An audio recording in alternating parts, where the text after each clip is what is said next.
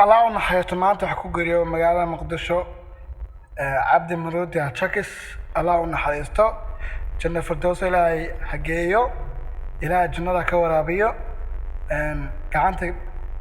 midigtan ilaahay kitabkiisa ka siiyo su'aashana Allah u fududeeyo Chakis wuxuu ahaa nin oo miskiin ah oo ku xanuunsanaa isbitaalka Materi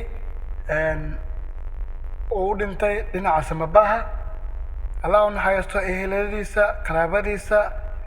ilmihiisa aroortiisa iyo dadkii walaalihiisa ahaa kulligood samar imaan Allah naga siiyo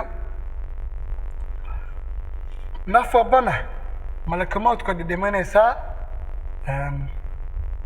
Allah